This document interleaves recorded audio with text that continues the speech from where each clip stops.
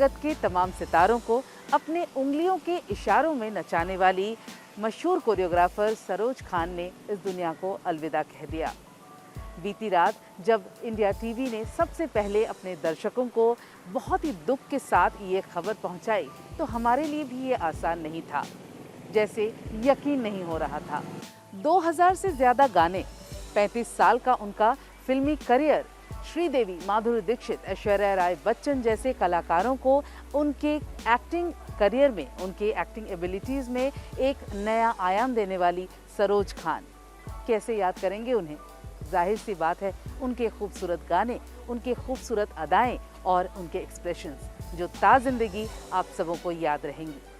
सरोज खान अक्सर कहती थी कि माधुरी दीक्षित उनकी सबसे प्यारी और सबसे आज्ञाकारी शिष्या हैं। जब माधुरी दीक्षित इंडस्ट्री में आई थी तो उन्हें शास्त्रीय और क्लासिकल नृत्य ही आता था, लेकिन सरोज खान ने उन्हें बॉलीवुड स्टाइल को उनसे परिचय करवाया और जिस तरीके से माधुरी दीक्षित ने अपने शास्त्रीय संगीत और नृत्य को उन्होंने बॉलीवुड स्टाइल में पिरोया है, वो हिस्ट्री है।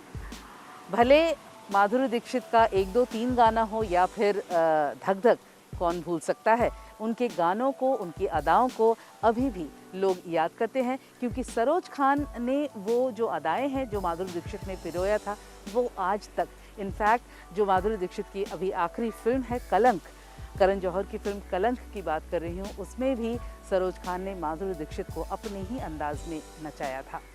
80 और 90 के दशक को अगर हम देखें तो सरोज खान की कोरियोग्राफी ने, उनके नृत्य ने, उनके गानों ने राज किया था।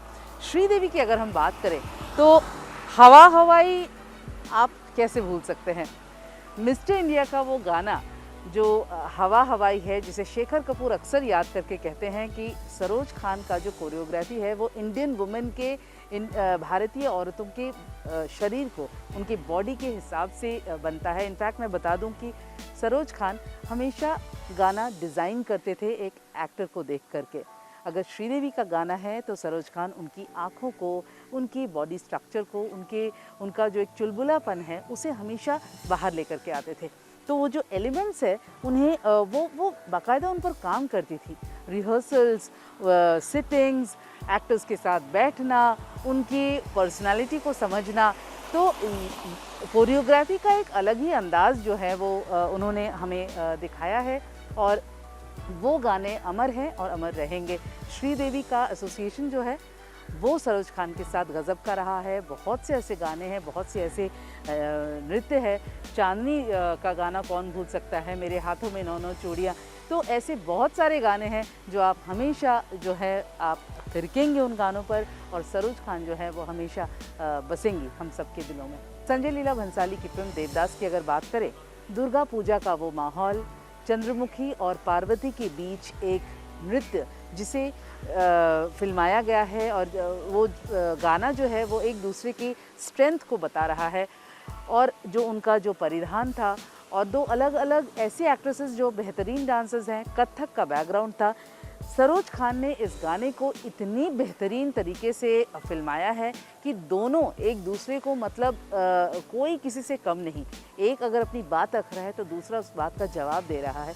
तो ये जो जुगलबंदी है इसे पेश किया था सरोज खान ने, और इस फिल्म के लिए बता दें कि सरोज खान को नेशनल अवार्ड भी मिल चुका था। तो ये जो अदाकारी है, 2 स्ट्रॉन्ग एक्ट्रेसेस को एक साथ लाना और उन्हें परफॉर्म करने देना और उनको अपने तरीके से परफॉर्म करने देना, ये जो है ये खासियत थी सरोज खान में।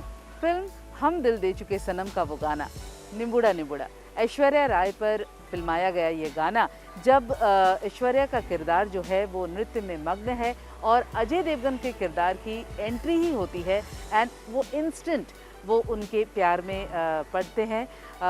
तो उस वक्त जो नैरेटिव है उस गाने का, जिस तरीके से बहुत ही interesting classical moves Saroj Khan ji ने दिया था इस गाने को, इस गाने को आई थिंक ऐश्वर्या के अपने करियर में भी ये गाना जो है उनकी लिस्ट में ज़रूर बहुत ही ऊपर है, क्योंकि ये गाना बहुत ही फेमस हुआ था और आज भी लोग इस गाने को याद करते हैं। तो जैसा कि मैंने पहले भी बोला कि सरोज खान जो है वो गाना डिज़ाइन करती थी, वो किरदार को पहले समझती थी। उनके गाने को और उनके नृत्य को अगर आप गौर से देखें तो वो कहानी को बढ़ाने का काम करते थे।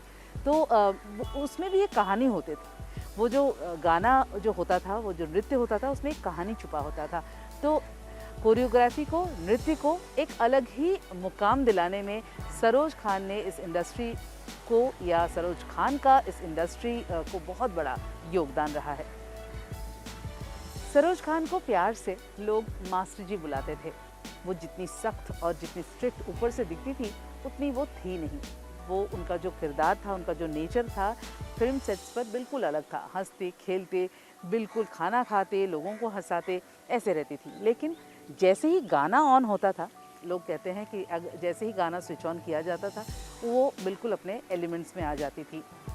जब गुरु की शूटिंग चल रही थी मैसूर में, ऐश्वर्या राय बच्चन पर फिल्माया गया वो गाना नाना रे, अगर आपको याद हो, तो इस गाने की शूटिंग हुई थी सुबह 6 बजे, जब मणिरत्नम, ऐश्वर्या राय बच्चन, सरोज खान सभी सेट्स पर मौजूद थे।